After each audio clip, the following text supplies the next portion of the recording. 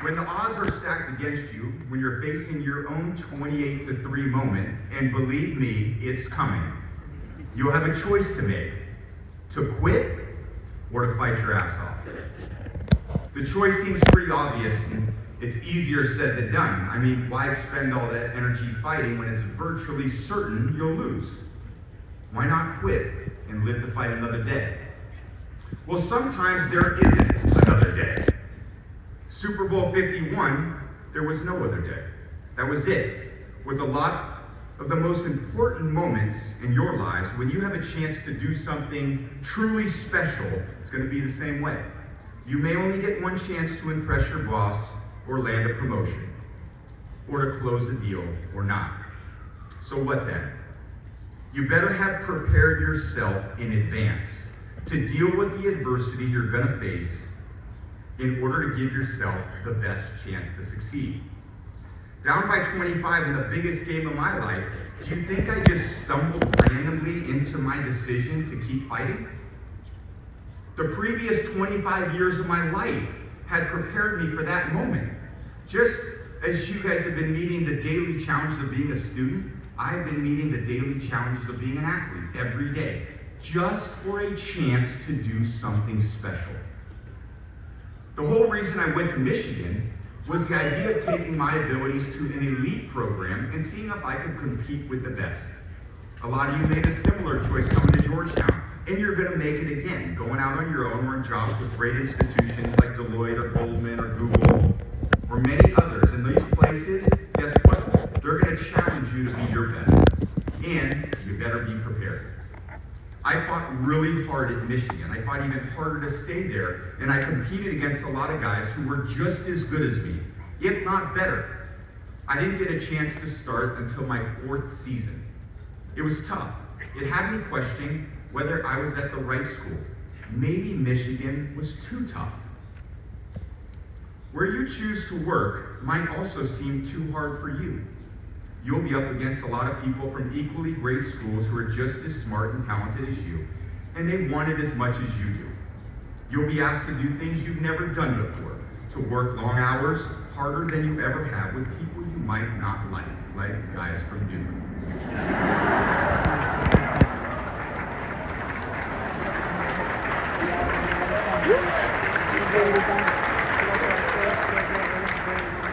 But what makes it too hard is exactly the thing that makes it the perfect place for you.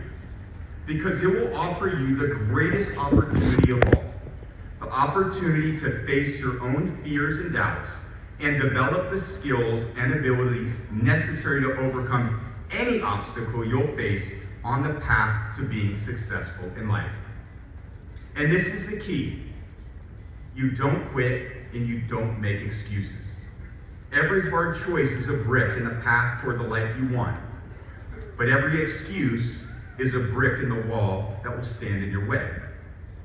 When the opportunity to do something special presents itself, the people most prepared to meet the challenges will be the ones who made the most hard choices, who faced adversity and overcome it.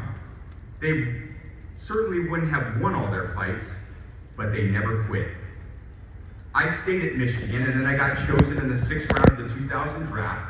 My numbers were pretty unimpressive. If there was a 99.7% chance at anything, it's that I'd be behind the counter at Ben's Chili Bowl before I was behind center in an NFL game. And who knows, that could have been fun too. But no one could have imagined that, and my career was 7 world championships. Maybe because none of those people knew that I would never, ever quit.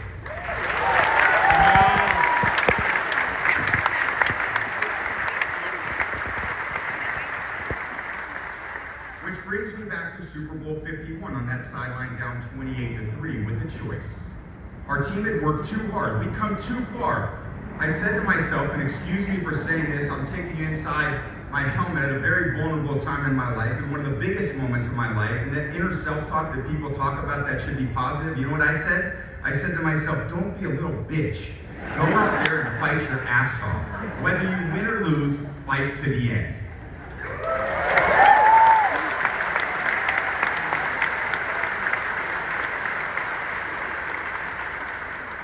At that moment, we had no idea what the outcome of the game would be, but the one thing I've learned through sports is the only time you're sure to lose is when you quit. In life and work, you guys are going to get knocked down a lot. How are you going to navigate those moments? Are you going to push through the self-doubt? Are you going to face the fear? Will you work relentlessly to the very end, even when the outcome is virtually certain? I hope you do, because this is the prep work for the bigger opportunities to come. The whole point of doing hard things is to build resilience and the skills to overcome adversity. It's to teach you how to find your own pathways to success. This is where you get the self-confidence to overcome your next biggest challenge. And you do it the same way you overcome a 25-point deficit. One decision at a time, one play at a time. Understanding this served me well on every step of my journey, including that step into the huddle on that 4th down with the outcome of the Super Bowl, 99.7% guaranteed that we lose. We called the play. It was a little square out to Danny Amendola. Danny went undrafted out of Texas Tech. He was cut by 3 NFL teams. He wasn't the tallest, he wasn't the fastest, but he had a huge heart. And he played his ass off in the biggest moments. And I hope you guys find colleagues like Danny. Having business school friends are great, don't get me wrong, but sometimes you need a kid from a glorified community college who can bail your ass out of any jam.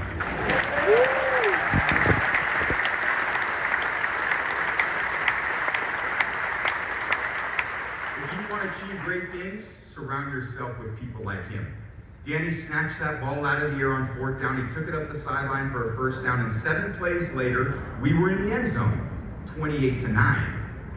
99.7% chance of losing just went down to 98.9%. Wow. Now it was the defense's turn. They forced Atlanta to punt. Now it's the 4th quarter. We go 72 yards just for a field goal. Now we're losing 28-12. 3 plays later, our defense is on the field, and boom, we strip sack Matt Ryan. Our defense comes up with a huge turnover.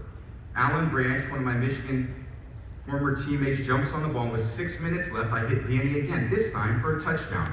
The odds of Atlanta winning, 92.1%. 30 minutes earlier, I was thinking, don't be a bitch. Now I'm thinking, lock in. Laser focus. We got this.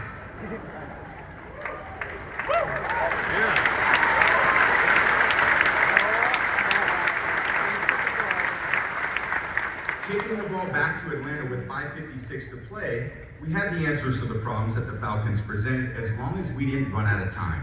We just had to run the right plays, move fast, and execute, and make very good choices.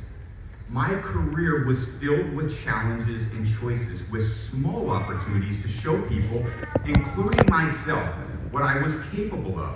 My hope is that you've already had a few of these moments as well, and I hope you've already begun to try things that are very hard with long odds.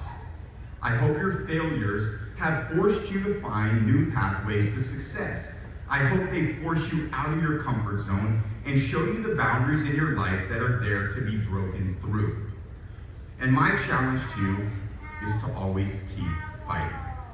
Because the truth is, the way you overcome a 99.7% chance of losing in the biggest moments of your life is to harness the confidence you built and the lessons you learned from a lifetime of failing at things that you cared about. Everything you've been through up to this point in your life has been trial and error. It's been preparation for your next big challenge, your 28-3 moment. Down by 8, we got the ball back with 3:30 left to play. The game was still very much in Atlanta's favor, and I understood victory was very unlikely, even in the moment. I'm an optimist, but I can also do math. I didn't go to Georgetown, but I knew the numbers were not on our side. 96.5% chance of losing, still. But then, we put together the drive of our lives. Everyone contributed. Chris Hogan, undrafted, played lacrosse in college, ran a perfect route and converted a huge 3rd down. Malcolm Mitchell from Georgia, another 4th rounder, tripped over his own feet, fell down, got up, managed to catch a ball, and run forward for a 1st down on the next play. On the next play, Julian Edelman, a 7th rounder, a converted quarterback who did everything asked of him for 3 years before he ever saw the field as a wide receiver, made the single most amazing catch I've ever seen. All 3 of those guys had a chip on their shoulder. Absolutely.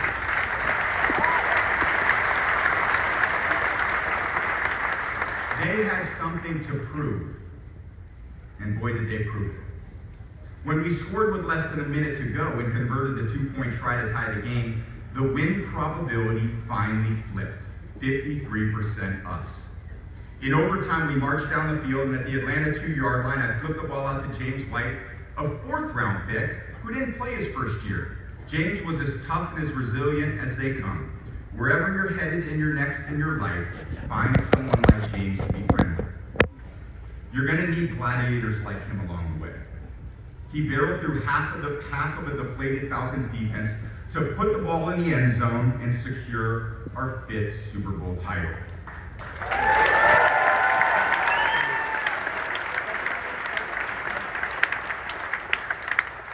What 90 minutes earlier was set to go down as the worst defeat of my life, the most embarrassing game I ever played in, turned into the most memorable victory of my NFL career.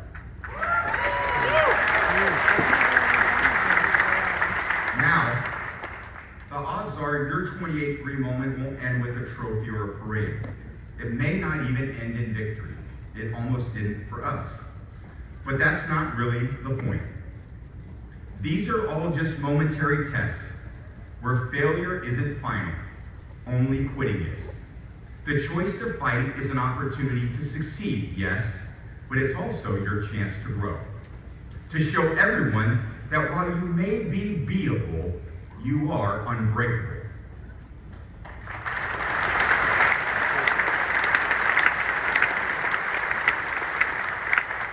Sometimes in life, you have to put the numbers aside and ignore the odds. You have to make the tough choice.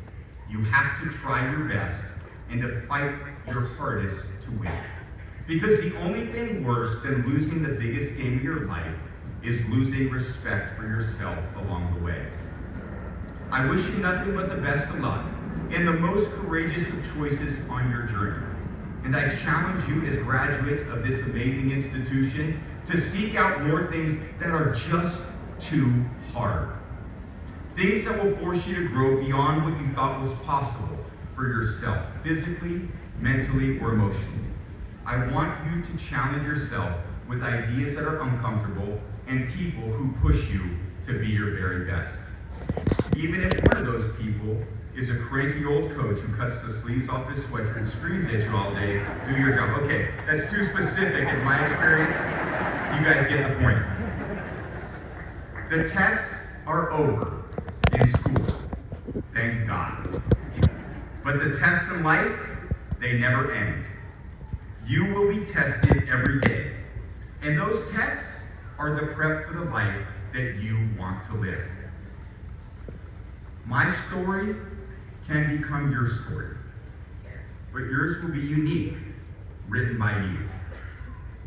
Remember this, testing your greatness always comes in the form of a contest, where preparation meets opportunity, and the winner is the one who just won't quit. Thank you so much. Congratulations.